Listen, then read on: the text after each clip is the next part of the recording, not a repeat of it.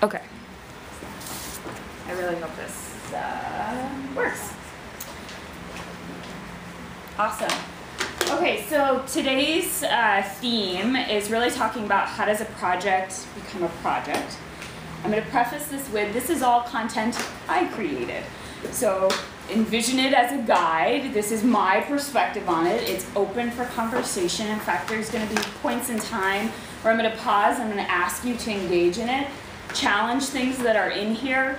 Because again, just want to get everyone on the same page of how we're going to work through space. So, next slide. So we'll talk through our purpose, we'll talk through project development stages, some research 101, and then one of the biggest questions that we heard at our last committee meeting is what happened last year. So I'm going to walk you through some of that historical perspective. So our purpose, and again, I created this, and Megan, feel free to add your input, but support the Junior League of Minneapolis' mission to improve the community by providing recommendations on the development of current and new projects. And I think it's really important to call out the fact that I put recommendations. We are by no means the decision makers. We are part of a membership-based organization, so it's really about trying to provide those best recommendations based on what the community says they need and what members' preferences are. So this slide here walks through the 6 stages of project development. Some of them are blended together.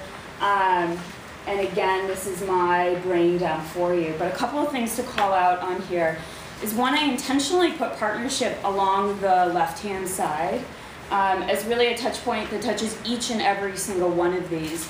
And whether that's partnership within the league, so reaching out to fundraiser development or some of our current fundraising projects to understand, is this even something that's possible, or grants, are we going to get money for this project that we're coming up with, to working with membership experience to understand what are the members saying they want, to also externally working with our community partners. So Sarah's question about like timing of when does Right to Thrive make sense is a great question for us to get some insight from our community partners and really allow them to help guide us through that space. We are not experts, but we are great connectors of people and ideas. And so we help bring that together. And again, it goes back to that concept of collective impact, and you'll hear me say collective impact as many times as I can, because it really does take a village these days to solve any of these complex issues that we're dealing with. The other thing that I'd call out is you'll see these arrows, and you'll see them jumping back up stages, and really it's about, you know, it goes in sequential order, but sometimes you can't do certain things. You have to circle back because you learn something new. So for example, we have this brainstorming session, so this ideation session, and a great idea comes out of it, like, can we use social media to reach the students in Right to Thrive and help support them in a much more dynamic way? Well, now we need to go back and research and understand, is that really something that is actually possible? Is that something that members are interested in? Do we have the resources to support it? Is that something that the students would also engage in? So we can't just march straight through all of these steps. We have to continue to jump back. And I'll close with this slide and bring it back to our projects as well at the very end. So we're going to walk through each of the 6 steps. I intentionally left some bullet points blank at the bottom, and that is to, again, invite you into the conversation. So the first thing that we need to do is define what is it that we're trying to achieve. So to Laura's point earlier with regards to Right to Thrive, are we trying to get them into college? If so, what does this mean from a timing perspective? It's a great question to ask. So I took it up even a level above that to say, are we trying to define a new project? Are we trying to find a new partner? Are we evaluating current projects that are taking place within the league? And a couple of considerations. So change management. How much change has the league recently experienced? Well, we just voted in 2 new projects, and we're piloting these projects and trying to get our feet wet with exactly what that means as well. So probably bringing 2 additional projects at the end of this year is not a realistic expectation for what the league has an appetite for, as well as what our resources are. So what are the things that we need to be thinking about as we set out those goals? I also put some membership stability and trends. So as our organization grows, we have a greater need to fill shifts and have touch points for our members with the community. If we have the exact opposite, you're probably going to also see a retraction with project development. As well as shifts in the community. So if there's things from a policy standpoint or a political standpoint or whatever it may be within the community, just being in tune with those. Anything else that anyone would add?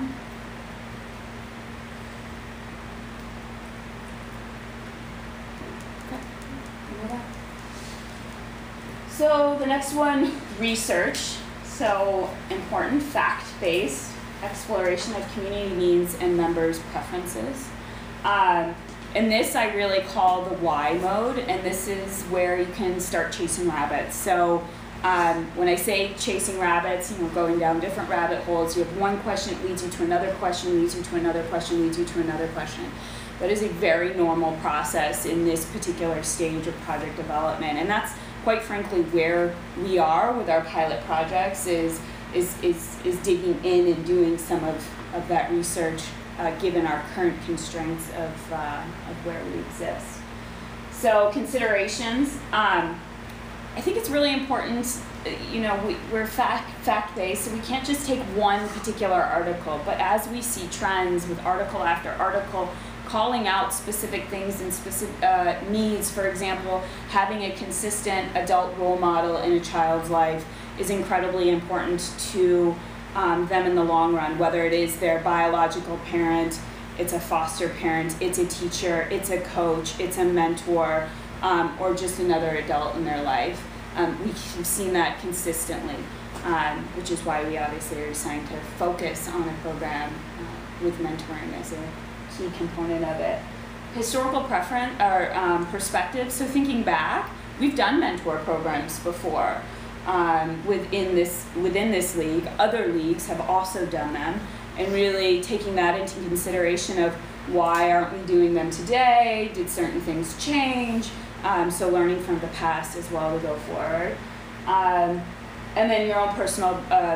Your personal bias, but also the bias of the community partner you might be reaching out to, and really understanding, what is their perspective on this and their own self-interest in working with the league. We all want to do good, but we may not all be coming at it from the exact same angle, so keeping that in check as well.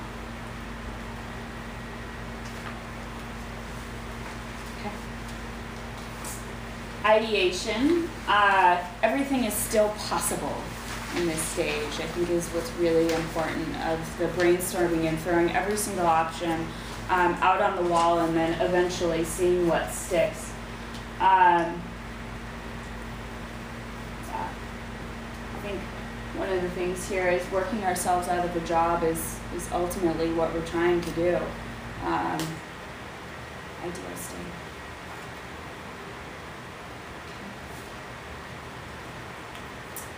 Refine. So evaluating those project ideas to really determine, are they feasible? So to Megan's point, think big. That's where we were, and now we're starting to move into this narrowing it down of what can we actually do and what really makes sense, and how are these different ideas related to each other or not related to each other. So narrowing that scope, starting to turn those into actual details of, is this mentoring program going to be 2-on-1? Is it going to be 1-on-1? Is it going to be e-mentoring? Is it going to be once a month? Is it going to be every Friday? Is it going to be on your own? Is it going to be a group setting? All of those types of questions, right, that you guys have helped document in our first committee meeting is exactly what this process is about, is really bringing it into the details and determining what direction are we going to take. It's also about taking the feedback from our community partners and our members. So again, going back to that partnership that we had. So a couple considerations, resources that exist, what does the rest of our project portfolio look like? And then now alignment with the issue, which is a new thing for us going into this year.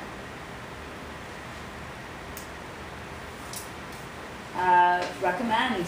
So this goes back to what is our purpose. Our purpose is to ultimately get to a recommendation.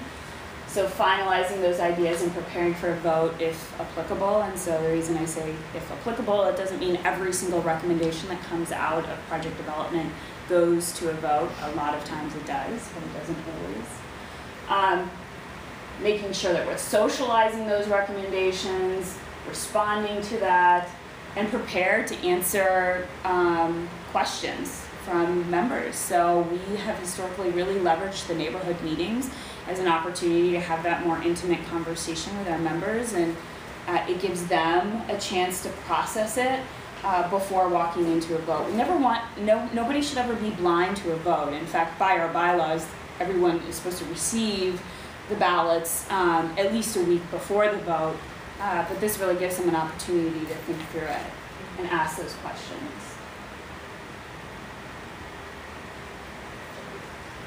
And then vote. So we help draft those motions and create a background. In your packet, I included the ballots for the new pilot projects. I think it might be the very last thing in your,